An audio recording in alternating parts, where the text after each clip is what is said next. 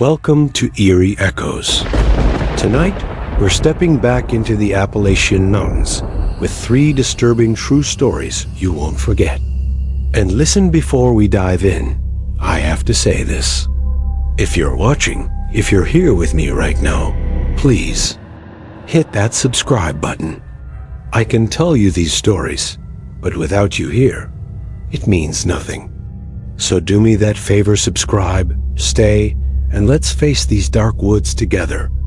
Now, let's begin. If you ask me when I stopped stopping for strangers on one-lane bridges, I can tell you the exact night and the exact creek. People in these mountains like to argue the name Dead Man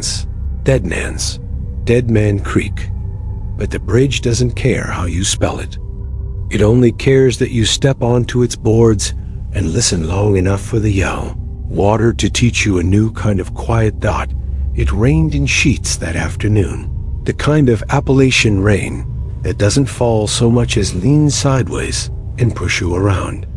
I'd spent the day on back roads checking culverts and ditches, moving limbs, doing the small work that keeps bigger work from happening. By dusk, the storm had used itself up. A slow drip ran from every pine needle and laurel leaf, and the world smelled like sap and wet iron. The road to Dead Man's Creek shoulders 2 ridges that press close together. You don't see the bridge until you're on it, because the road dips, folds, and unfolds like a pocket knife. The bridge is older than the county's memory. Iron stringers, timber rails, and planks that have been replaced one at a time, so the deck looks like a mouth with teeth of different ages. There's a sign on the north approach that reads, "Weight limit 10 tons," and another, hand-painted, that says, "Slow OR swim." People steal that one every few years, but a cousin puts up another with the same brush and same bad cue. I was running on habit more than sense. Radio low, heater pulling the last damp from my sleeves. When my headlights hit the rails, I let off the gas the way you do when the road narrows and your brain wants room. That's when I saw her standing dead center of the span, small against the rails, barefoot on wet boards, hair dark and straight and heavy with rain. She wore a simple dress that might have been white before the weather got to it. From bumper height up, she was a silhouette with a heartbeat. You don't see many people on that bridge after dark. You see a possum, a stray dog, the bright fall of a branch. A person is different. I tapped the horn, one friendly note that sounded sharp in the narrow. No reaction. I rolled forward until the bumper was a couple of car lengths away and stopped with the brakes whispering, "You all right, Mom?" I called out the window. The creek carried my voice under the boards and broke it into smaller sounds. No answer. She didn't turn. The only motion was the drip from her hair steady, pausing on the tips and falling one by one to meet the water below. The sensible thing would have been to back up, take the long loop through Laurel Fork, and come at the county road from the other side. But sense and the mountains don't always share a gate. I put the truck in park, but left the engine running. My door opened with a soft rubber peel. Rain ticked from the rails like a metronome for a slow song. The dusk had gone over tonight without deciding on a color. Everything was the shade of an old nickel. "Ma'am?" I tried again, walking slow, one boot in front of the other, the way you learn to on questionable planks. My headlight beams fanned behind me and threw my shadow forward to meet her heels. The bridge talked under me, small knocks, a hollow moan in the iron, the sound the structure makes when it remembers every weight that's ever crossed at the midpoint. The creek is close enough to hear speech in it.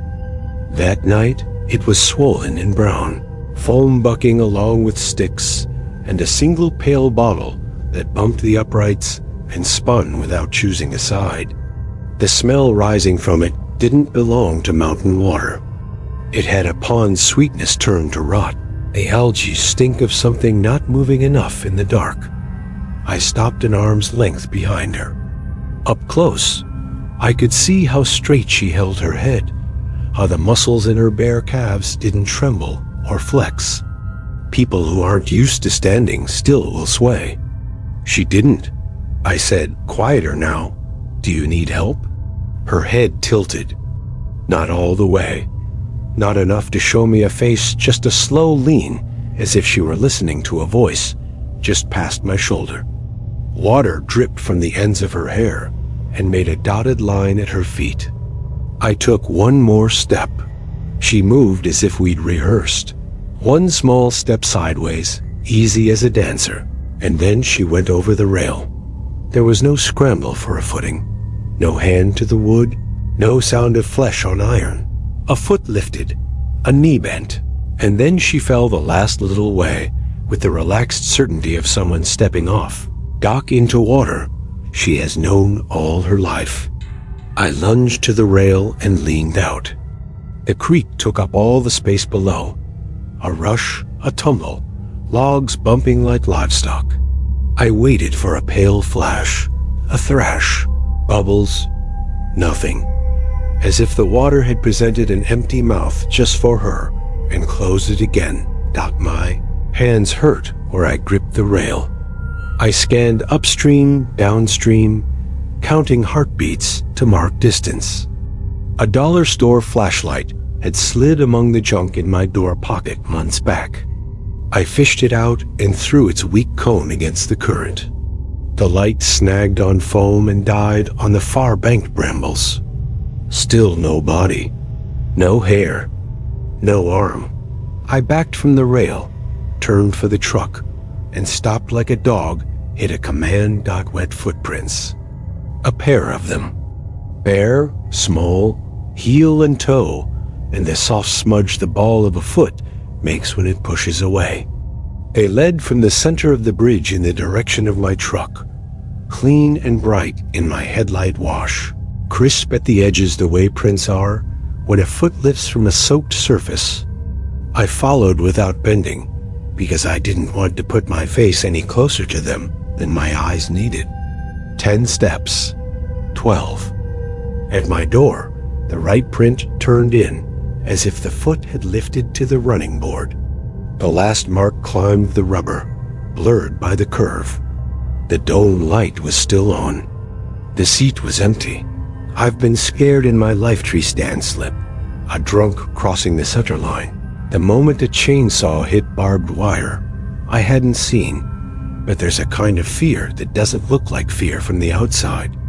It looks like a person standing very still, seeing very clearly, with a voice up the back of his neck, counting breaths. That's what I had. I put a hand on the seat, and it came away wet, but my head knew the truck had been damp all week. I looked for another print on the floor mat, any shape of bare skin where a boot shouldn't be. It wasn't there. The smell of pond water, heavy, sweet, wrong, hung in the cab as if something had wrung hair out under the mirror. It drifted to nothing in 3 breaths. Okay, I said, to the creek, to the rail, to the truck, to myself. I set the flashlight in the cup holder and put both hands on the wheel. The wipers swept twice out of habit and smeared a film that wasn't there. The headlights found the far rail and for a second caught something pale and tangled there like eelgrass, hair, long strands pasted to the timber, lifting when the wind came up and laying back down when it let go. I don't make a habit of talking to the dead, but I did then, just a sentence into the dark. I'm sorry. I eased off the bridge like a man checking the depth of a stair with his toes. On the other side, the tires found gravel, and the sound was so familiar I wanted to cry from the relief of it. I pulled into the little turnout where fishermen park when the water is low. I put the truck in park and listened for something to catch up. Nothing did. The smart move would have been to call it in. I know that. The part of me that wears a uniform to work and goes by the book had already reached for the radio before. Another part, closed that hand, and set it back. What was I going to say? Base, I watched a woman step into a flooded creek and vanish without a ripple, and now I have footprints that climb into my truck and evaporate when confronted by common sense. The next hour would be lights, sirens, men with hooks and ropes and faces that set hard when they're doing work that sometimes gives them a body. They'd ask me where she went in. I'd point to the middle of the bridge. They'd find nothing and call it a false report. Worse, they'd find something I didn't want to own. So I sat and watched the water under the trees throw lightning back at a sky that had used all its storms up for the day. When I could breathe from my belly again, I drove home the long way, out past the turn where Otis Pike Road hits the state highway, into the valley where the diner signs go out one by one at 10. On the straightaway before my place, I rolled the windows down. Night air shivered the damp from my sleeves and scrubbed the cab clean of the last pond sour. I parked under the maple that drops helicopters like confetti and watched my porch light make a yellow square on the steps. The house was the shape of reason. I let myself in and didn't turn on the kitchen overhead, just a little lamp by the coffee can. The leftover smell of dinner sat where I'd left it. No hair on the counter, no water on the floor. Sleep is a thing that either comes like a door opening from a lit room or refuses like a door with a locked knob. That night, it opened and closed and opened again. Every time it opened, I dreamed the same couple of seconds, standing on the bridge with the boards under my feet and the creek under the boards and the rails under my hands, watching the last wet footprint tilt into the truck and vanish. I woke with a taste in my mouth like a copper penny, and the certainty that if I didn't go back in daylight, the night would follow me around the house like a dog dot. So I went back that morning, put the world in different clothes. The creek had dropped a little, not much, still fast enough to carry foam in the sun. Birds made the kind of busy noise you only notice after a quiet has scared you. The bridge looked like itself. Patched boards, mossed timber, places where flattened bottle caps lay hammered into knots. I walked the deck from end to end like a man checking his memory against the facts. The middle was just the middle. No trace of a fall, no handprints on the rail. The place where the hair had been was only timber again, rough and gray, splinters lifting like cilia. I leaned over and watched a leaf spin in an eddy until it chose a side and went on. The smell of pond water was gone. The smell of the creek had returned to what it should be: cold rock, iron, the faint animal of fish. I did find one thing. On the downstream face of the rail, where the headlamps wouldn't have shown me, something pale had caught in a bolt. Not hair, fabric, a thread or two, more like. Cotton, by the look, frayed to fuzz. Like that had learned yellow. I pinched it free.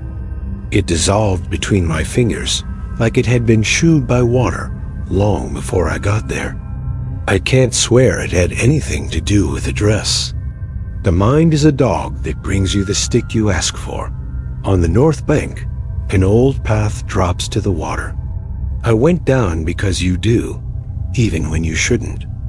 At the bottom, a bar of gravel had been freshly scoured. Boot prints mine, years of fishermen's. One set of small sneakers showed where people had stood. I looked for the crescent of a bare foot. I didn't find it. I tell you this because people want the sign that confirms the story. All I found were things you would expect: a bait cup, a smooth green bottle, a beer tab someone had pressed into mud and forgotten. I climbed back up and stood on the crown of the road, looking down the line of wet boards and the curve the truck had made in their history. For the first time since the night before, I let myself think the words I hadn't used. She didn't fall. She got out. She got in. I didn't let the words become pictures. Pictures are where you lose your grip. I did what the living do. I went to work. I signed a clipboard. I replaced a broken marker at a trailhead. I ate a turkey sandwich from a cooler. The world accepted me back with the same lack of fuss it had shown in losing me. No one stopped me to say, "Something followed you home." But when I came back through near dark, I didn't drive the bridge.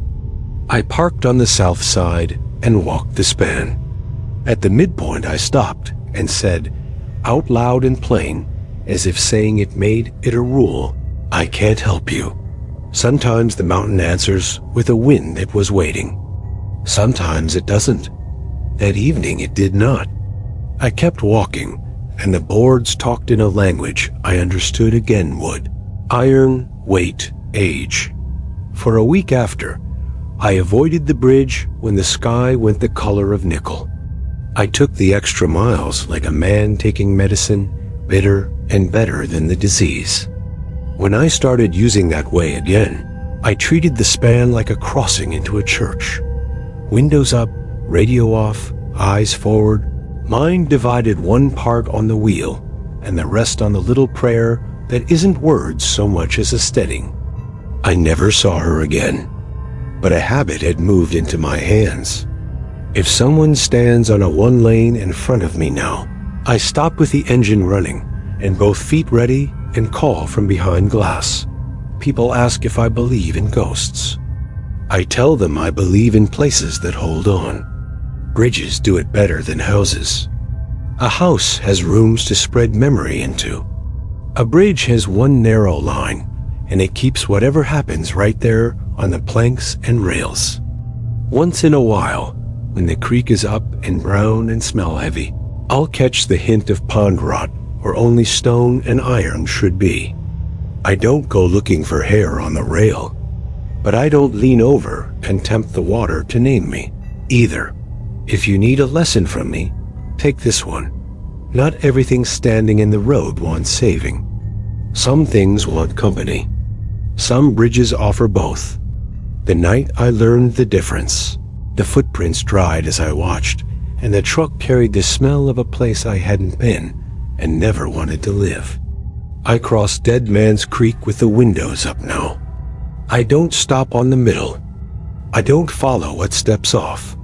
A few evenings later, a buddy asked if I'd take his skiff out on Summersville Lake to check a mooring after another storm. I said yes, because you can't let one bridge run your life. Out there, where the old road runs drowned under the water, I saw light moving where no sun can reach and a window where no house should be. That night taught me what it means for a cabin to keep shining after they flood the valley.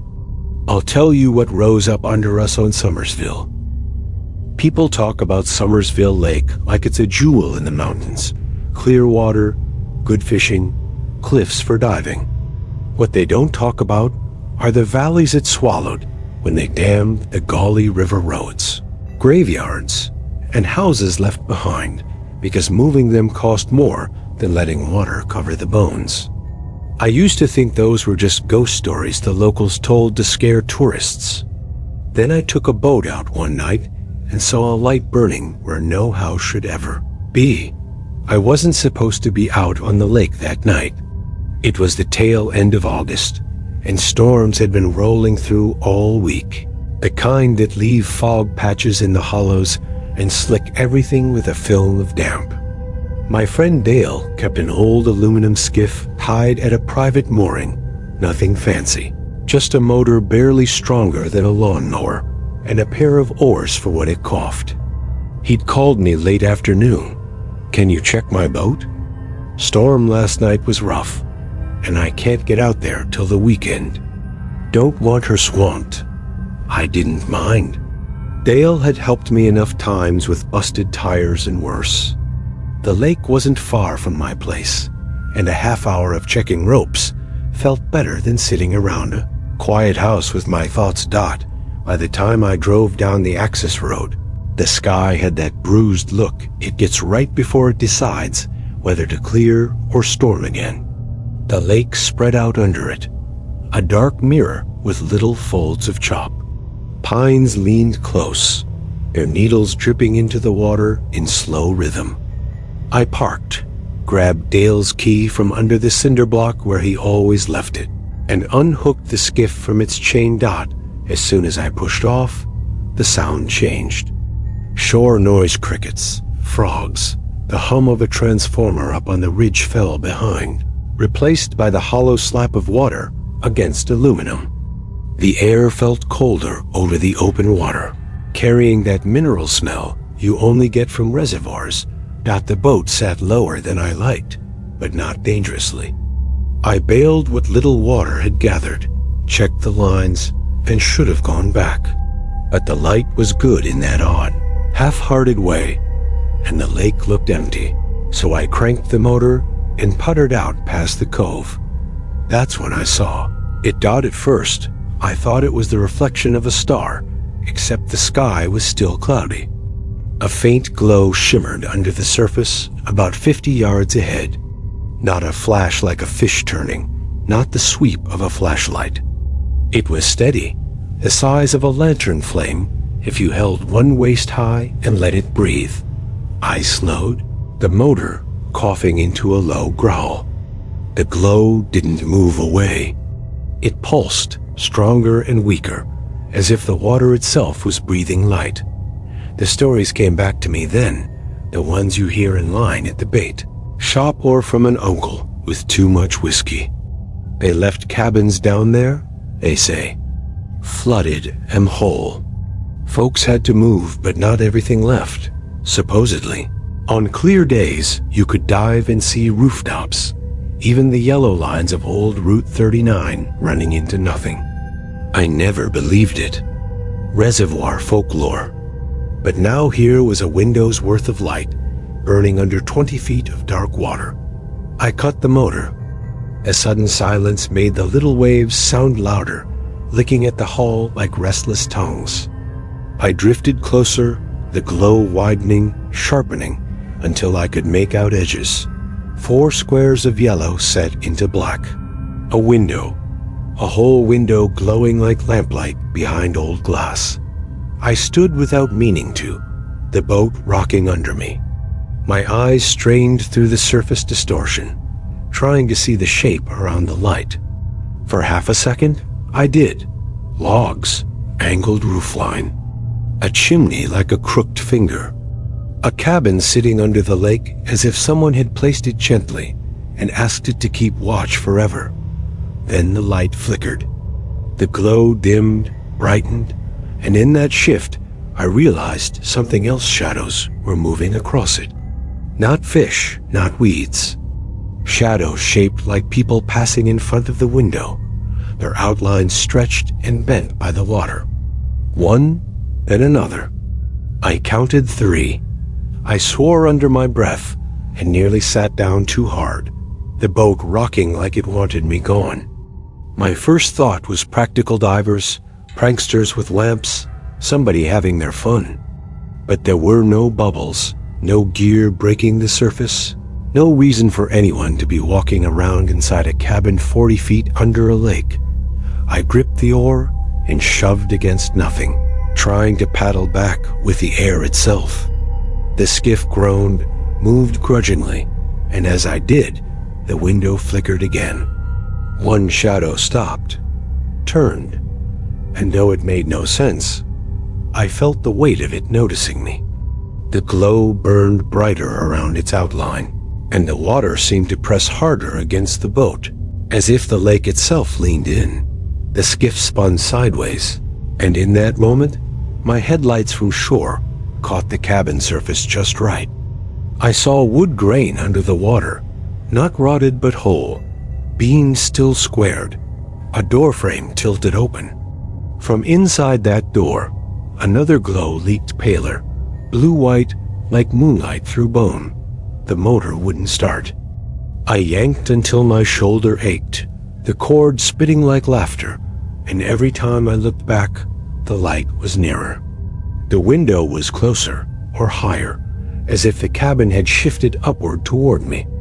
The shadows pressed against the glass now, blurred faces that might have been smiles or mouths wide open. I dropped the cord and grabbed the oars, rowing like I hadn't since high school summer jobs. My arms screamed, my chest heaved, but the boat finally began to crawl backward toward the cove. When I risked a glance, the glow had receded smaller now, pulsing slow, but still burning steady under the black surface dot. By the time the bow kissed mud, my shirt was plastered with sweat, and my hands shook so bad I nearly lost the rope tying her off. I stood on shore and looked back once. The lake lay calm, reflecting clouds, no sign of any light. But in my nose lingered a smell that had no place on fresh water. Smoke. Not wood smoke from a chimney. Old, wet smoke, the kind that clings to rafters after a fire long gone. I drove home with the windows down, hoping night air could scrub the smell off me. At DIDN single quotes T. The next day, I told Dale I'd checked the boat. I didn't tell him what else I'd seen. He would have asked questions I couldn't answer, and I didn't want him out there at night testing the lake for himself. 2 weeks later, I went back in daylight, telling myself I'd imagined it. The water was green and opaque, the kind that hides everything after a few feet. No windows, no cabin. Just ripples, sun, and a couple of kids laughing from paddleboards. But that night, as I was cleaning gear in the shed, I noticed something stuck to the sole of my boot. A piece of wood, no bigger than a matchbox, splintered on 3 sides. When I held it under light, I could see a nail hole dead center and a layer of paint, pale yellow gone soft with water dot. I don't keep it. I burned it. But the smell it gave off when it caught wet smoke, old and sour, was the same that rode home with me that night. People say the drowned towns under Summersville are myths, and maybe they're right. Maybe water rots everything too fast for any house to stand. But I know what I saw. A window glowing where no window should be, and shadows inside that knew I was watching. Since then, I don't take boats out after dark. Lakes are for daytime. Nights belong to whatever's still keeping house under that water. Thank you for being here. If you want to keep walking these dark trails with me, subscribing is the simplest way to support the channel. Not long after, I heard of an old mine near Greenbrier where kids swore they'd heard voices singing underground. I figured it was echoes, air drafts, tricks of stone. But curiosity's a disease, and I caught it. That's how I ended up walking into the singing mine and hearing a chorus call me by name. I used to think mines only kept 2 sounds after they were sealed water and your own breathing. Greenbrier taught me otherwise. Down there, where the slate eats light and your footsteps come back thinner than you sent them, I heard a chorus sing my name in a place where no living mouth should shape a word dot. It started with kids on 4-wheelers. They'd been cutting across posted timber and came home jabbering about a singing hole near the old Tipple ruins east of Rennell. Their aunt told it to Dale at the feed store, and Dale told it to me because I am the kind of man who says don't go and then goes. He knows that about me and counts on it when something needs checking that he doesn't want to check himself. Greenbrier County holds more scenes and stories than maps. Whole camps grew and vanished there between springs. All that's left at most sites is a flat spot where the company houses sat and a pile of gray slate choking out even the weeds. But this place still had its mouth, a portal tucked in a hemlock crease like a wound the forest forgot to scab over. There'd been a bat gate welded across it bars, set vertical and close enough to keep people like me on the right side, and leave bats their highway. The kids had jammed a pallet into the lower corner and kicked out slats until a skinny teenager could snake through. I saw the scrape marks first, then the pallet racked cockeyed in the mud like a broken rib. There were little half-moons pressed into the silt from the lugs on their ATV tires, all pointing toward trouble. I parked on the 2-track and walked the last 100 yards with a maglite I'd meant to replace years back. The day was dry, but the woods kept their own weather. Cool air breathed from the portal, that miner's draft that moves when the outside barometer does. A slow inhale-exhale no lung owns. The tipple's concrete footers hunched up through the leaves like old teeth. A length of rusty chain lay where a winch cable must have snapped once and whipped itself into a coil before history let go. I knew enough to stand and listen before I went any closer. Water, a steady drip somewhere beyond, the gate, and another deeper pitch that meant a trickle I'd found. Slate, and was running in a little runnel along the sideboard. Farther, a sound I didn't like naming a soft, constant breath that could have been wind, except there wasn't any. The Batgate's welds had held, but the pallet wedge had opened a hole. A man like me could maybe angle a shoulder through if he wanted to be stupid, and had decided that the definition of stupid was flexible. I put my palm to the bar and felt the cold come up through the steel. A few feet inside the gate, the floor had settled and then dropped. Somebody had thrown boards across the dip years ago, the kind you can tell were carried one at a time by stubborn men. The first board was broken, with its ends cocked up. The second looked slick as soap. "Don't go," I told myself out loud. The mine exhaled over my lips and made the words sound like a neighbor's voice. I had no business there. I knew it. I've spent enough time with volunteer fire and search teams to know how the mountain eats the ones who go in after stories. But the pallet was there already. The kids would be back. They'd tell other kids. At least I could pull the pallet out, make it hard again. Maybe I could see just far enough, and then say I'd seen and tell. Dale to have a man with a welder fix the gap. I slid a shoulder through, and then the other, turned my chest sideways to the bars, and went in like a letter under a door. The cold grabbed my sweat and wrote its own map across my back. Inside smelled like wet rock and old coal. People think coal smells like fire. It doesn't until it's burning. Until then, it smells like time that never saw sun. My light cut a short, fat tunnel. Timbers shored the roof at 4-foot intervals. Good old oak, the kind that splits clean when it fails. Some had crushed under weight years back and bowed into shapes that made the beam twitch across angles that didn't exist in houses. The water sound turned into a profile drip, drip. Tiny stream, and my footsteps found the old ties set half buried in fines. The rib on the right showed gob where men had packed spoil into the void to hold the roof. In the gob a card was jammed, a playing card Queen of Hearts, softened to pulp and plastered there as if someone had stuck it in wet and patted it flat. I told myself the things you tell yourself to stay in a world that has rules. Playing card, kids. Pallet, kids. Voices you think you hear, wind.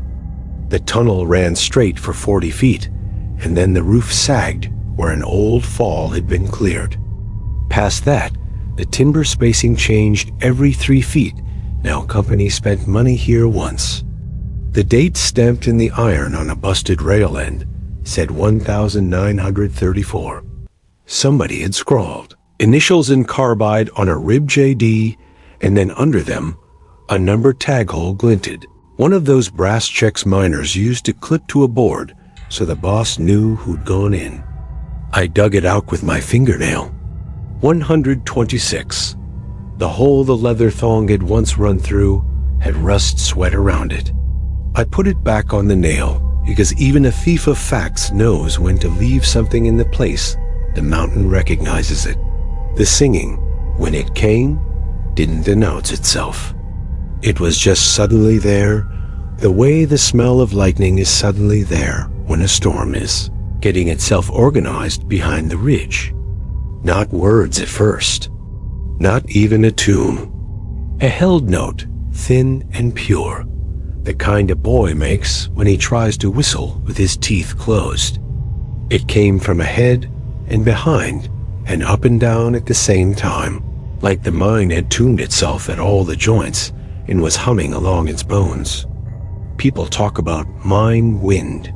This wasn't that. This had a shape a lung gives to air. I turned and threw the light back toward the gate out of reflex. Bars. Mud. Greenish. Daylight in a rectangle smaller than you want it to be. Nothing between me and out, but space I could run if I had to. I breathed very quietly and let the beam circle back across the rib where J.D. had written in carbide. A new scrawl had been laid across the old fresh compared to 1934, at least. JUL 12, it said. The same little slice of a date had been finding me lately in places that had no business agreeing on anything. I felt my mouth shape the month without sound. The singing grew. Not louder, exactly more confident, like a person who realizes the acoustics in a church are on his side. A second voice joined the first, then a third, tight harmony, close as kin. You can tell when people have sung together long enough to predict the other man's breath. That's what this was.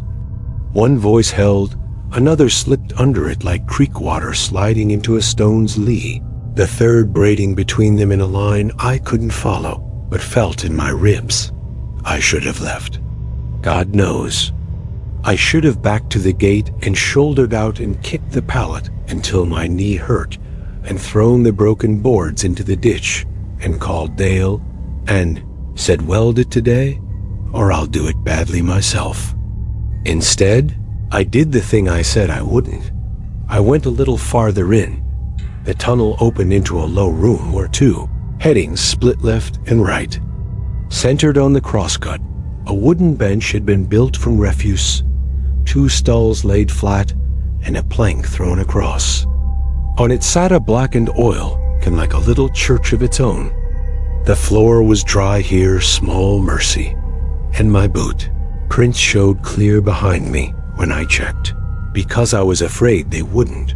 The voices filled the crosscut the way smoke would fill a small room without windows. Hello, I said, because you do stupid things to make the world answer with its ordinary voice. And I wanted the mine to be ordinary, so badly my teeth ached with it. The song paused. Not a cut-off stop more, like a held breath at the end of a line, while you watch someone's mouth to see if they know the next word. Then the first voice, close enough to be in the same room, sang very soft and without hurry. Here. I knew then I'd made a mistake that had the shape of a choice and the weight of a habit. Who's there? I asked, which is not a question. It's a prayer you aim at anything that might call you by your right name. It did. Sam? The second voice sang, my name like it had been written on a slip and pulled from a jar. Not shouted, not whispered. Sung the way a mother says a boy's name when she wants him from the yard and doesn't want the neighbors to think anything's wrong. The third voice added it again, a harmony that turned my own name into something beautiful and terrible in the same breath. Sam, Sam. I took a step back and my heel found the tie I'd come over. I reached for the gob wall like there's stability in trash rock. The carbide scrawl Jewel 12 was level with my shoulder. The oil can on the bench hangs just once, like metal remembers heat even when there isn't any. I'm leaving, I said, and the mine took the words and loosened their bolts and sent them back to me in a shape I hated. Leaving, it sang. Then, so soft I could have pretended I misheard it if I'd been a younger liar. Don't. A breeze moved my sleeve. Know something smaller than a breeze. The wake a person makes passing you in a hallway too narrow for two. The light bounced and in that half-second of bad-angle shadow, I saw 3 silhouettes in the crosscut where there had been no silhouettes a blink before. One tall, one no taller than my shoulder, one in between. The tall one held his head at a working man's tilt. The little one had shoulders that hadn't yet learned what weight was. The middle one had one hand lifted, as if to point or to place it gently on something that needed moving. I could have shut the light and told myself I'd imagined it. I could have closed my eyes and called it a vestibular twitch. I kept the beam dead on the rib, because if they were there, seeing them was the only power I had that didn't require faith. "Who are you?" I asked. The small one turned his head the way dogs do when they haven't yet decided if you said their name, or if the word you said just sounded like it. The song changed.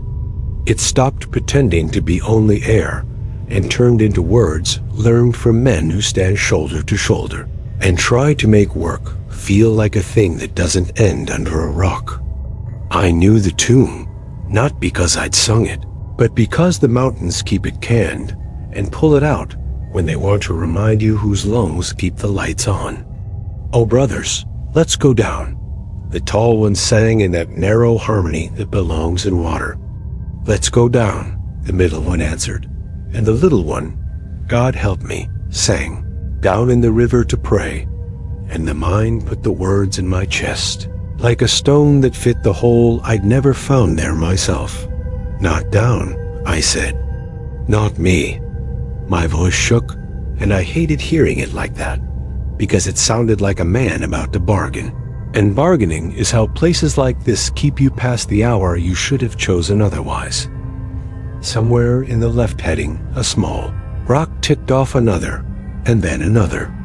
Slate sounds different when it moves slow. The air thickened, not with dust, but that barley-sweet smell you get when fresh-cut oak is wet. The bench creaked like weight had found it. My light shook in my hand and threw a strobe over the gob that made the carbide numbers climb and fall. "Sam," the tall voice sang, no longer in tune. "Stay." That snapped me like a twig. The difference between a mountain singing your name and a man hungry for you saying, it is the difference between thunder and a door. Hinge, you're a fool if you don't hear it. I turned and ran like there was room to run, which there wasn't. The headlamp's beam shot over old ties and black water and the low mouth of a side chute that wanted a knee. I caught the timber on that first sag and stumbled and scraped skin off a forearm and did not slow. The chorus followed, not louder, not closer, but matched to my feet like it had set its rhythm by my breath. "Sam, here, don't." Down God at the gate, the world pinched back to daylight, the size of a man's torso, and I found the bars with my hands and shouldered through the letter slot I'd made of the pallet gap. And something not a hand, not anything you could see, brushed my upper back where a mother would lay a palm to feel if you're fevered. Cold. I bit the bar, actually put my teeth to iron for leverage. And I am not ashamed to say I made a noise no grown man wants to hear himself make. Outside, I tripped in a root and went to a knee in moss. A draft from the portal washed my neck, warmer now that my sweat had turned to ice inside. The singing kept a single-held note that thinned until it could have been the aftersound you hear when a radio is turned off, a ghost of a hum that leaves the wires empty thereafter. When it died, the woods came back in all at once. Leaf click, a squirrel's claws, a jay making that rusty pump handle sound that always makes me want to throw something. I stood and put both hands on the bars of the gate. "No more," I said. I don't know who I was telling. I don't know if anybody listens when a man tells a hole in the mountain what he won't allow. I dragged the pallet with a grunt and jammed it flush and then stacked stone against it until my shirt stuck to me. It wouldn't keep teenagers with bolt cutters out. It would keep the lazier ones away long enough for a man with a welder to do what I should have asked for in the first place. On the walk back to the truck, I realized I'd been humming. It took another 30 yards to notice the tune was theirs. Dale didn't laugh when I told him. He didn't believe me either. He nodded in the way a friend does when he loves you more than your stories, and said he knew a guy who could fix the gate on Friday. He didn't ask me to describe the voices, and I didn't describe how the little one had turned his head that particular way right before all three of them said my name like I was already theirs. I slept with the radio on low that night because silence had become a thing with intentions. Sometime around 3, I woke with the word down in my throat, like I'd swallowed it, and it had caught there on the way to my chest. The clock read 3:17. I didn't like that either. The welder came and hung a new panel, and I went back 2 weeks later in sun and looked at his work and said it was good. Through the bars, the tunnel looked smaller and meaner, which helped. On the rib, dust had softened the carbide date until Jewel 12 looked like Jewel IZ, and I told myself that was better. I put my ear to the steel, and the mountain breathed the dry breath back, and I stepped away because that felt like a conversation I wasn't man enough to have. A month after, a boy brought his grandfather into the store where I was buying bolts and coffee. The old man wore his cap like a crown and his hearing aids like jewelry. He saw the brass check on my key, ring 126. I don't remember when I put it there. Maybe the same day I shouldn't have. Maybe some other day, the mountain asked nicely. He touched it with a thumb as careful as a priest and said, "My daddy's was that number." His voice had the music of people who've lived with the same 6 hollers calling their names all their lives. I didn't ask his daddy's name, and I didn't tell him what I'd heard. Some songs are for the ones who sang them. There are people who'll say what I heard was air in the shape of passages and my own wanting. There are people who'll point to something in my head that likes patterns and say it nodded 3 drips and a draft and made a hymn. I can live with that until I remember the feel between my shoulder blades of a palm that hadn't been born for a century, and the way a child's voice, if that's what it was, made my name kinder than it deserved to be. Sometimes, driving past a pile of gray slate that no grass will own, I'll catch myself humming a flat little line and not know I've started until the note goes to harmony, even though I'm alone. I shut my mouth. I keep going. When somebody says they're going to nose around an old portal for fun, I say no in a voice I learned from a chorus. I've carried a lot of songs home from the mountain wind in cables, water in culverts, lightning too close for manners, but I carry a song now too. It isn't mine, and it isn't kind, but it isn't cruel either. It belongs to a seam, to men who gave it breath, to a room that remembers what lungs did there. If you go to the singing hole in Greenbrier, don't sing back. The mountain doesn't need your voice to finish the chord. It'll find your name if it wants a dot. After Greenbrier, I kept to the roads and told myself daylight was plenty of company. It worked until Boone County called me down an old logging lane to see a tree I'd known as a boy hollow as a bell and big enough to step inside. Folks said it carried voices too, but not the kind that come back as harmony. I'll tell you what the tree in Boone keeps in its heartwood and why I won't put my head inside hollows anymore. You've been listening to Eerie Echoes, and if you've made it all the way to the end, thank you. It means more than I can say.